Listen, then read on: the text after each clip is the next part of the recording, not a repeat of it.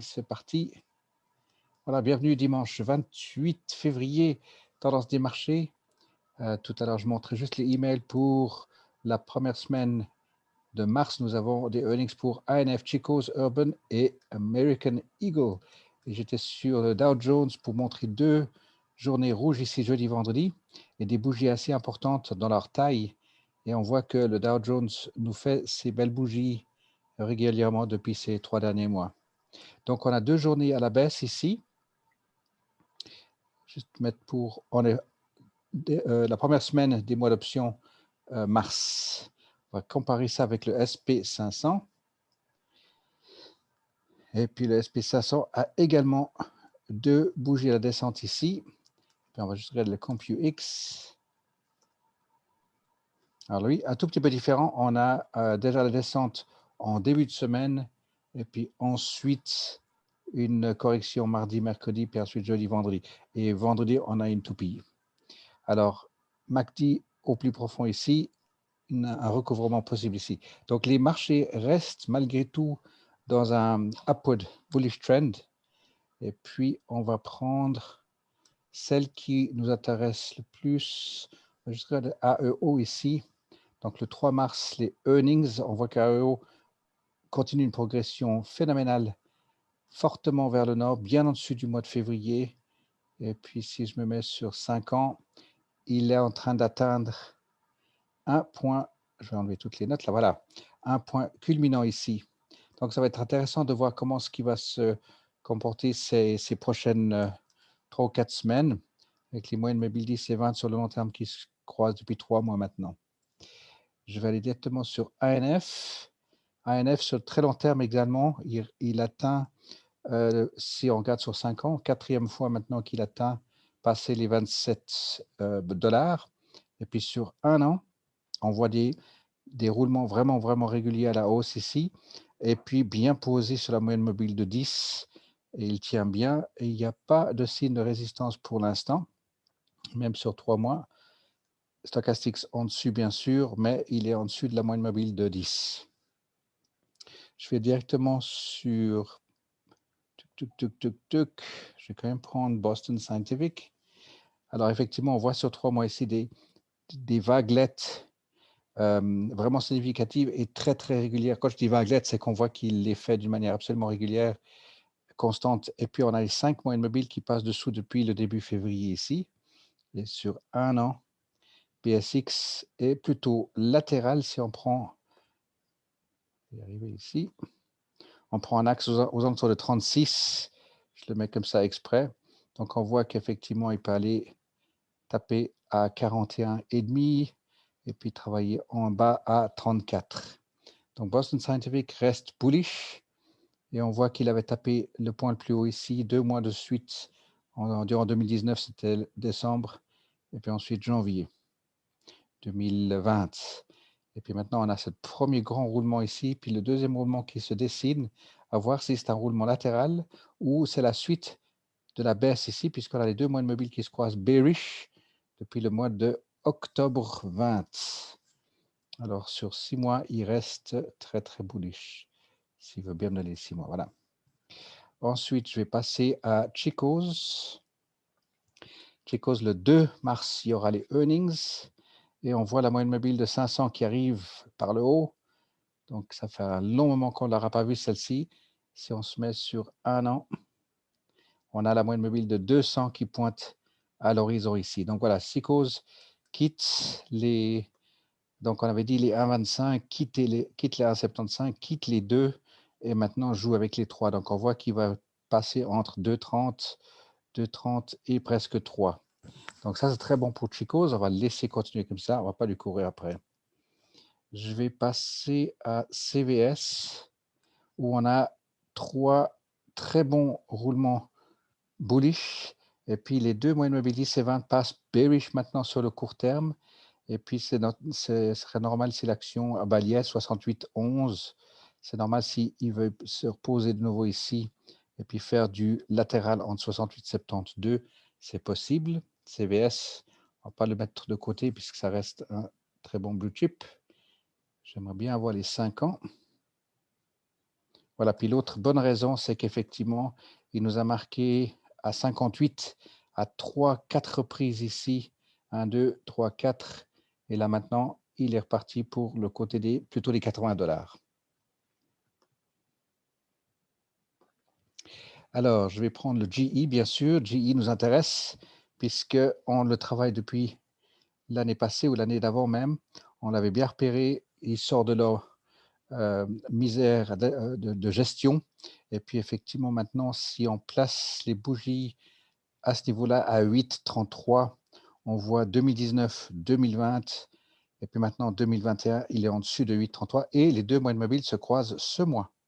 Donc ici, c'est un point culminant, c'est un point intéressant. Et puis, on va le laisser travailler maintenant plutôt vers le nord. Mais il est tout à fait acceptable qu'il fasse une baisse. Il pourrait tout à fait venir visiter les 12 de nouveau, mais ne soyons pas tentés de travailler sur des calls couverts puisqu'il est bullish. Il faut le laisser repartir effectivement maintenant du côté des 15 et 16. On le voit sur le 5 ans. C'est assez clair. Il va taper la tête là où il est maintenant à 12,20. Puis ensuite, il viendra taper la tête à 13,50. Et puis ensuite, effectivement, ici à 16. Donc, gardez un œil sur le value line. Et puis, il faut le laisser reprendre la valeur. Un peu l'exemple avec Hawaiian Air. Si vous regardez le log de Fidelity, vous verrez l'exercice réussi avec Fidelity. C'était dans la période ici, où on a fait des puts assez agressif de 13 à 17. Fait un rollout, on l'a laissé rentrer à 17 et vous voyez que maintenant il est pratiquement à 27. Et ça vous porte le portefeuille. Donc lancez un coup d'œil sur la page membre, admin club et vous rentrez dans le log de Fidelity. Vous pouvez tout regarder, analyser. Alors sur 6 mois, justement, Hawaiian Air a quitté le terrain des 13, 14 pour maintenant viser les 13, les 30. Et puis on a les 5 moyennes mobiles ici depuis une semaine. Alors, HRB, juste pour les yeux, HRB nous fait une magnifique progression également. Il quitte les 14 et 15 même, et on voit la 500 qui pointe au nord. Et puis sur un an, on voit 3 gros roulements ici. Je vais vous les dessiner. On voit ici 1, 2 et 3. La différence, c'est qu'ici, cette base ici, elle est plus haute que celle-ci et plus basse que celle-là. Donc ça, c'est bien. Par contre, les hauts sont quasi... On m'a piqué mon stylo. Voilà. C'est la guéguerre éternelle avec le monde du PC. Désolé, les amis. Il y a un retard dingue. Je vais essayer. Voilà. Notez bien. Patience et mère de vertu. Voilà. Hop. Ici, 19, 23. 19 plutôt. 19. Et ici, 19. Et puis, il enlève le stylo. Cool. Vous avez compris le truc, c'est qu'effectivement, maintenant, HRB attaque une période plutôt latérale. Mais attention, les deux moyennes mobiles 200 et 500 arrivent par le haut. Ce qui veut dire, et vous allez voir clairement ici, sur 5 ans, voilà, n'oubliez pas, si vous laissez rentrer en portefeuille en tant que titre, action, ne le couvrez pas parce qu'après, il part sur plutôt les 24. Donc ça, c'est un autre qui va porter votre portefeuille. Infosys, c'est l'exemple où justement, splitting, et puis maintenant, il file au nord, il va bientôt vouloir chatouiller de nouveau les 20-21. Il a encore un petit bout de chemin à faire pour Infosys. Donc, de nouveau ici, laissez-le filer, laissez-le porter votre portefeuille et vous verrez lorsqu'il arrive à résistance s'il y a de nouveau un splitting ou bien à ce moment-là, il faut le protéger avec une police d'assurance incendie pour la maison. Je vais passer sur du JetBlue parce que là, c'est aussi, regardez la Fidelity, le log. Même chose ici dans l'aviation. On avait dit, attention, ça va décoller. Et puis, c'est le cas. Donc, maintenant, on a les 5 moyennes mobiles qui sont ici depuis octobre l'année passée. Qu'est-ce que je raconte? Octobre, février. Depuis février cette année. Donc, ça, c'est très, très bon signe également. Alors, ensuite, Coca-Cola, je ne vais pas m'étendre, mais vous voyez, effectivement, on l'attend de nouveau à 50 $. Il fait sa grosse correction vers le bas. Il est sur les deux moyennes mobiles de long terme. Donc là aussi, on l'attend à fermer de nouveau à 51. Southwestern Airlines, même chose, décollage total ici, 48 $. Regardez sur 5 ans, effectivement, il a fait cette correction énorme. Donc, il est de retour ses hauteurs de février. Et puis, même si on prend novembre 2019, il y est en un seul mois. Et puis ensuite, il est attendu de nouveau vers les 60 et 61. Qu'est-ce que je vous mets? Encore le Nokia, petite pointe sur le Nokia, puisqu'on sait que Nokia est sur un marché un peu particulier, d'où la taille des bougies. Avec cette grosse réaction ici, on voit qu'il est passé en dessous des 4 maintenant. Donc, ça reste un bon candidat pour 4 à 5, bullish. Et puis, si on le met sur 3 mois, on voit effectivement qu'il est en train de payer le contre-courant de cette grosse réaction. Mais on a les MACD qui sont à la bonne position avec les stochastiques ici. Donc, 4 et 5, il est attendu. Nous avons également un qui nous a bien porté, c'était OVV. Si on met OVV 1 an, donc effectivement, elle avait bien travaillé juillet, août l'année passée. Et ensuite, deuxième vague, on est rentré une deuxième fois. Et puis là, vous avez les roulements bullish, très, très fortement bullish. 1, 2 et maintenant 3. Il n'est pas encore tout à fait à résistance ici. Et puis lui, par contre, la différence, c'est que la moyenne mobile, elle est passée dessous, déjà courant d'année passée. Occidental Petrol, un autre qui part fortement à la hausse. Quand je dis un autre, ça veut dire dans le secteur énergie, pétrole. Après cette descente ici très, très, très bizarre, un gros et bon décollage. Je peux juste mettre BP en perspective parce qu'il lui ressemble terriblement. Et puis BP, on l'a bien travaillé effectivement également dans le portefeuille. Je vais revenir sur OVV. Qu'est-ce que je dis? Les graphiques sont longs ce soir. Occidental, voilà, c'est ça que je voulais revenir. Ah, mais excusez-moi, c'est parce que je suis de l'autre côté de la maison. Bougez pas.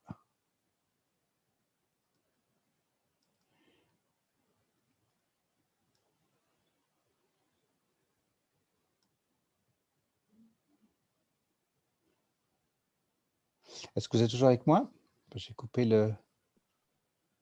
Oui, toujours avec moi. Oui, Ah, génial, génial. Le réseau a coupé parce que j'ai réalisé que j'étais de l'autre côté de la maison et puis le signal est moins fort, donc je vais mettre sur l'autre modem. Cool, j'ai oublié de faire ça.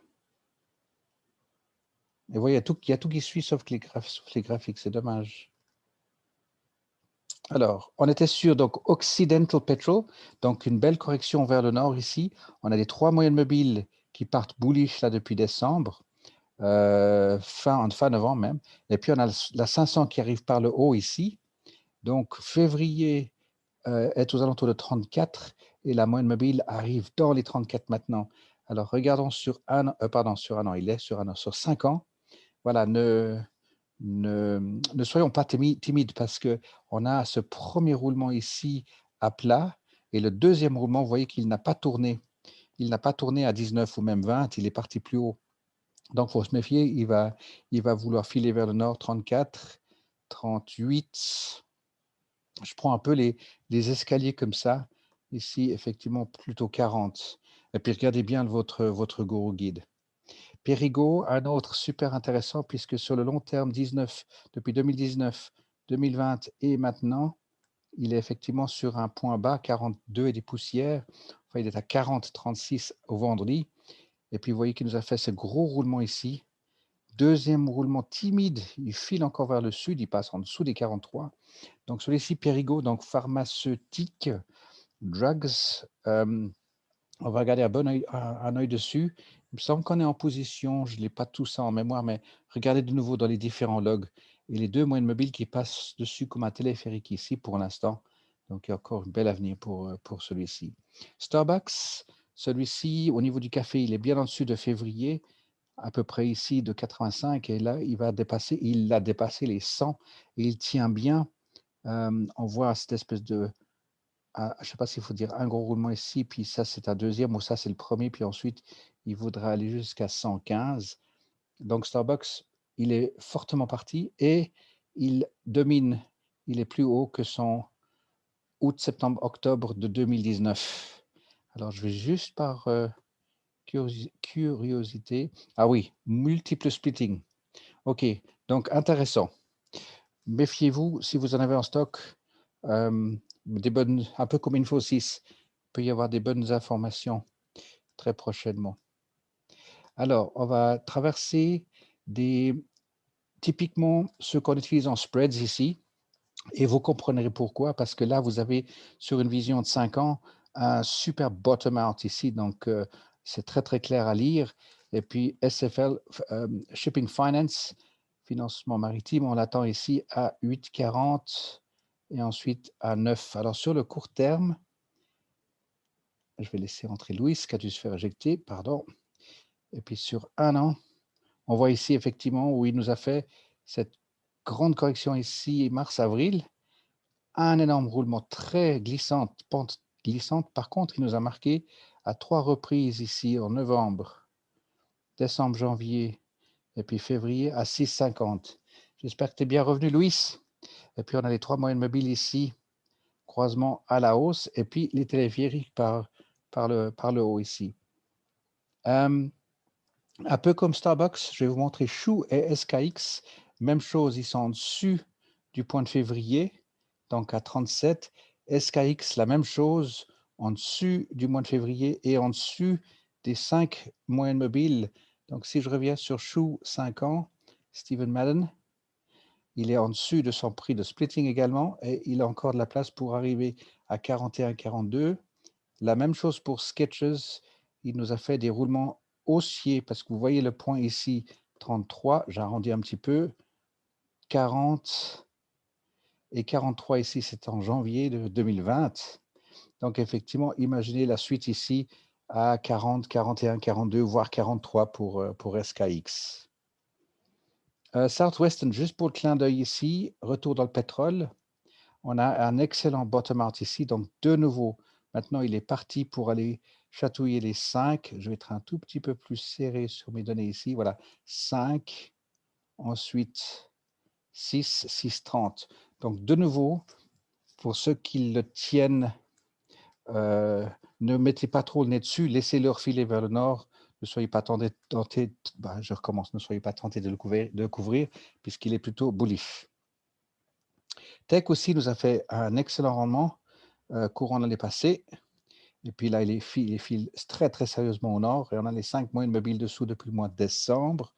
Rien d'autre à dire qu'il est, même avec 2 jours de correction vers le bas, jeudi, vendredi.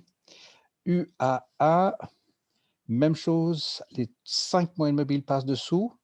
Donc UAA, là aussi, ne l'oublions pas parce qu'il a son prix de splitting de 42, 43.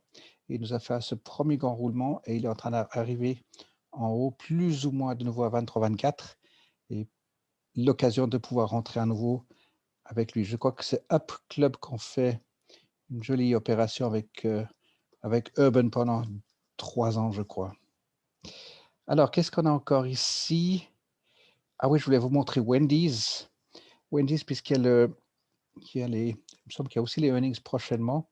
Donc, Wendy's qui tient absolument super bien et qui revient sur la moyenne mobile de 20 ici sur le long terme. Et sur un an, on a ces ribambelles de roulement qui viennent se poser régulièrement à 21, 22 et ensuite viennent taper la tête à 24. Et là, il passe un tout petit peu en dessous à 20. Et ce sera intéressant. Je vais vous proposer de leur travailler parce qu'on pourra de nouveau travailler dessus 20 à 23, 24 pour Wendy's. Et puis, un autre que nous avions travaillé l'année passée avec Fidelity. C'est intéressant parce qu'on a les 2 moyennes mobiles long terme qui se croisent ici. Donc, ça fait un sacré bout de temps qu'il est en train de nous faire. Je vais juste le mettre en perspective ici. Voilà pourquoi. Vous voyez, vous prenez ici à travers les splits. Donc, à 33,25, c'était le split de 1996. Je vais essayer de rester sur cette ligne. Voilà. Et c'est pour ça que vous avez maintenant, si vous regardez sur un an, vous avez la moyenne mobile de et 200 qui tricotent ensemble, qui sont latéralement à l'horizontale ici. Donc maintenant, ils vont ils vont probablement se passer en dessous du prix de l'action ce prochain trimestre. Alors ça, c'était sur un an. Puis sur 6 mois, on voit effectivement que Xerox a décollé très sérieusement ici, qui va maintenant plutôt vers les $30. Donc ça reste aussi un candidat pour des Sell to Open Puts.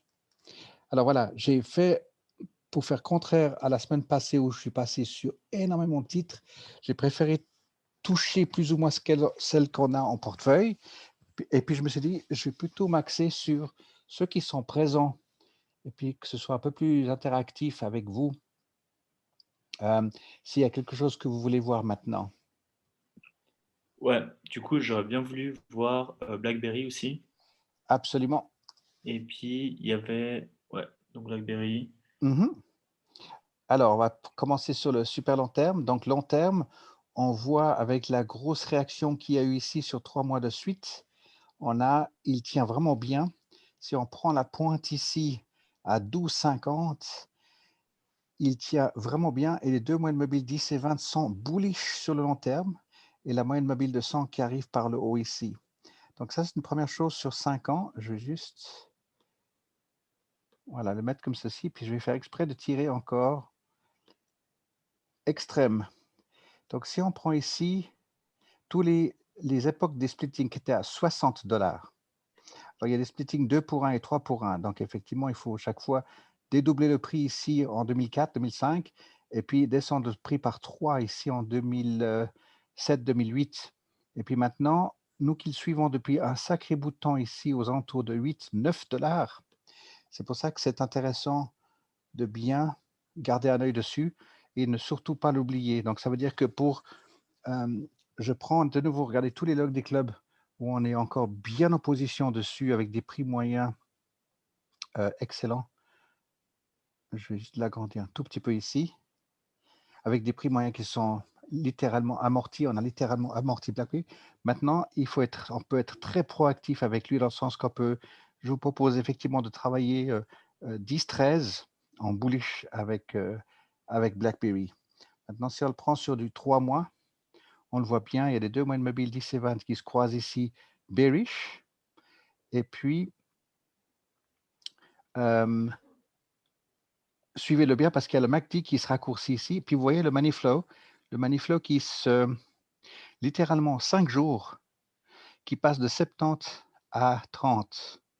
Donc ça, c'est un signe super intéressant. Puis de voir le RSI qui a aussi fait une monstre correction vers le bas. Alors forcément, ça dénature tout. Mais le RSI est à 43,10 ici et très linéaire avec le stochastique à 18. Donc il est en dessous de 20. Alors ça, il faut s'attendre de nouveau à une réaction vers le nord. Donc celui-ci, gardez-le bien à l'œil. Soyons prêts pour faire soit buy to open call, ou bien sell to open put, ou bien la combinaison bullish, voire même acheter des actions. Mais acheter par les puts, c'est plus rentable pour ceux qui suivent. Alors voilà, oui, pour BlackBerry, c'est très important. Et puis, je voulais juste profiter de vous montrer.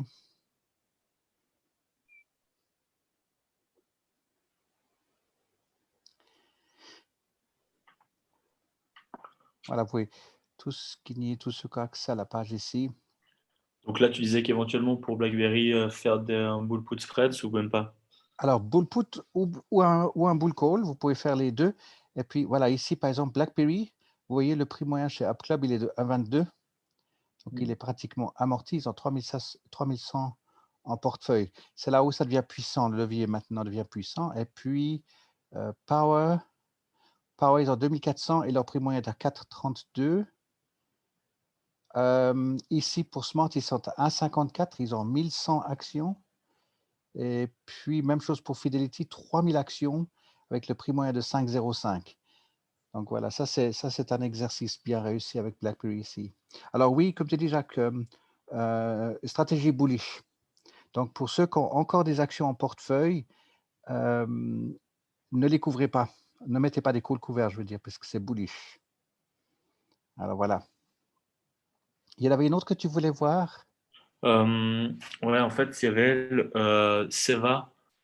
C'était pour regarder si c'était possible de travailler, à la baisse. Ouais, non, ouais, Alors, là, je le mets sur un an. Alors, à la baisse, c'est un peu trop tard. alors non, parce que les marchés sont bullish. Alors, à travailler à la baisse, peut-être que j'ai pas compris ce que tu entendais par. Je sais Attends. plus, non, mais en fait, il y avait, je sais plus quelle entreprise c'était qui avait bien augmenté. Il me Ah semble que oui. c'était Seva, mais peut-être c'était trop tard. Alors, tu vois ici, celui-ci, il est excellent. Donc, on va pouvoir travailler bullish de 61 à 75, 76. Tu vois, ici, on est super bien parce on a le MACD qui est le plus élevé sur cette période de l'écran qu'on voit ici en été. Et puis, la première fois ici, le plus élevé là. Et puis, surtout maintenant, il devient encore beaucoup plus agressif ici. Donc, on va laisser faire ça. Et c'est très bien. Et puis, il va nous mener de nouveau à 70, à passer 70 pour Seva. Donc, Je pense que ça, c'est dans combien de temps? Enfin, passer 70, plus ou ah moins. bah ça, c'est chaque fois ici, ça c'est un mois, 2 mois, 3 mois. Donc ici, on est dans le mois d'avril maintenant. Donc celui-ci, ça peut être, on peut travailler sur mai, par exemple le mois de mai. Mhm. Je vais essayer d'écrire avec mes doigts. Oula, non, c'est lisible ce que j'ai fait ici. Voilà, ça c'est pour le mois de mai. Par exemple, typiquement mai, si c'est pas avril, c'est mai ou juin. Vous pouvez faire un put très agressif, par exemple à 74, ou bien si Mhm. vous faites un spread combiné, à ce moment-là, vous le travaillez 61-62, il faut être très conservateur, vous travaillez vraiment, si vous devez faire une combinaison immédiate, parce que vous êtes en dessous de la limite, effectivement, on peut faire des sell open put, donc ça reste toujours la même stratégie, Mhm. spreads, 1 $, et puis conservateur. Par contre, Ok. est-ce que on veut juste regarder pour comparer, pas pour comparer, mais c'est l'autre, c'est Teva. Teva, j'ai enlevé mes dessins. Voilà, Teva, lui, nous fait une énorme réaction d'un gros roulement ici. Et puis la même chose, il reste très très bullish si vous, de nouveau, vous voyez le MACD ici. Donc celui-ci également, on l'attend de nouveau. Prends mon stylo. Donc, vous voyez, quand vous voyez ici en bas, donc voilà, je vais le dessiner depuis ici. 1, 2 et 3. Ouh là là, je dérape. Descendre. Ensuite, 1, 2, 3, changement de direction. Puis là, vous avez un espèce de truc qui fait comme ça. Puis là, il a cassé le chemin parce qu'il aurait dû tourner ici à 11 par rapport à ce qui s'est produit avant. Puis là, il a fait carrément des ribambelles ici. Alors, on va dire que ça fait 1. Puis maintenant, on attend un deuxième de nouveau ici à 13. Et vous voyez, ça correspond très souvent correspond à des, à des monticules qu'il a tapé dans le passé ici. Donc, la différence, c'est qu'il va les faire en des gros roulements maintenant, probablement. Donc, celui-ci aussi reste très, très bullish. 11, 11, 13, assez facile. Et puis, surtout, on voit les moyennes mobiles long terme qui arrivent ici. Ok. Est-ce qu'il y en a une autre que tu veux voir? Ouais, la dernière, ça aurait été, j'aurais bien voulu CNDT, s'il te plaît. Alors, CNDT, il est parti au nord, là. CNDT. Voilà, il est parti au nord. La semaine passée, il a fait 2 gaps, un vers le bas, puis tout de suite un vers le haut. On voit Juste ça ici, grosse les réaction. Hein. J'ai pas entendu, ça a coupé. Ouais, non, c'était pendant ouais, le vendredi pendant les options, ça a chuté. Ah oui, alors effectivement, regardez souvent durant les options, si ça peut être bearish ou à la, à la traîne comme ça, et puis Mhm. carrément ici en gap. Alors, ce qui est difficile parce que c'est des spreads de 2,50, des strikes de 2,50. On se souvient de celui-ci. Hein. Ouais. Voilà. Mais autrement, il reste bien parce que souvenons-nous, lorsqu'il avait fait ce monstre gap de surprise ici l'année passée, il l'a tenu. Il a rendu de 4,50 à 3 en fait. Il a rendu 2,50 à peu près, et puis ensuite, il a juste fait une continuité vers le nord. Alors, c'est juste le strike de 2,50 qui est embêtant avec lui. Mhm. Alors voilà, Dragan, est-ce que toi, tu en avais encore une que tu voulais regarder? Ouais, T de Ah oui, AT&T. AT&T, bien sûr. Oui, alors lui aussi, très, très bullish, puisque vous voyez, je reste exprès sur cette un an. Ouais, je vais remettre sur. Oui, c'est bien un an. Donc, février était ici à 37. Et puis là, il est super bien latéral. Donc pour nous, les spreads ont été super payants avec T. Et puis on a remis récemment du T en place. Et puis jeudi, mercredi même, à partir de mercredi, voilà, le 24, il est descendu. Donc ça veut dire que ça nous donne encore une occasion pour entrer pour ceux qui ont manqué le point d'entrée. Je vais faire de l'espace ici pour voir les prochaines échéances. Voilà. Donc effectivement, celui-ci, on disait un Saturday Open à 30, par exemple, assez tranquille. Et puis pour ceux qui veulent construire un spread avec le couvercle obligatoire, à ce moment-là, maintenant, vous pouvez descendre d'un cran, vous pouvez faire un 27-28. Votre prime ne sera pas élevée, mais votre probabilité va être bonne. Ou bien alors, vous faites à 28-29. Mais ce que je propose de faire, c'est que vu qu'il a fait cette belle descente maintenant, on va lui donner encore juste un tout petit peu de temps. Parce que s'il veut fermer le gap ici, je crois qu'il l'a fait, milieu du gap, pardon. Milieu du gap ici de novembre, il est en train de l'attaquer ici. Donc, c'est probable qu'il veuille, je ne sais pas s'il voudrait descendre à ce point-là. Mais voilà, T, c'est une occasion pour rentrer. C'est pour ça que pour tous ceux qui ont mis un spread ou un Salt Open Put sur T, on l'a fait, je crois, sur mai ou même juin. Donc, c'est très, très bien. La prime va fondre comme neige au soleil. Alors voilà, ouais, c'est un gros ici, effectivement, qui se présente bien pour nous. Et puis sur 5 ans, si j'enlève tout ça, décidément, mes graphiques m'embêtent ce soir. Voilà, on va se souvenir effectivement qu'ici en 2016-2017, il était aux alentours de 42. Et là maintenant, 38. Et puis aujourd'hui, à 27. Donc pas d'alarme, je veux dire. Il y a tout devant nous pour arriver effectivement à des 30 et puis 32. Il faut toujours garder la grande image et puis surtout le rapport value-line. Donc si on vient ici, et puis qu'on voit ça, ça fait bizarre, mais on nous dit non, mais c'est chouette, profite, tu peux rentrer en position. Alors voilà, ça c'est pour ça. Voilà, si c'est bon pour vous. Ouais, c'est tout bon pour moi. Chouette. Alors moi, je suis très content que... Louis, tu as pu te joindre à nous finalement ou bien? Parce que je sais qu'il a dû sortir plusieurs fois. Enfin voilà, je verrai avec lui cette semaine. Et puis je suis content pour Dragan qui se remet sur pied tranquillement là-bas en Serbie. Ouais. De plus en plus, on se porte au mieux. Alors voilà, je suis disponible cette semaine. Dragan, bien sûr, tu m'appelles quand tu veux. Mardi et puis vendredi, j'ai des ateliers comme d'hab et je me réjouis. Merci pour ton mail, Jacques. Ouais. Alors, bonne semaine à tous. Dis-moi, Dave, j'aurais une question. Tu restes 5 minutes là Oui, tout à fait. Ouais, top alors. Alors, ce que je vais faire, je vais couper juste l'enregistrement, comme ça. Ouais.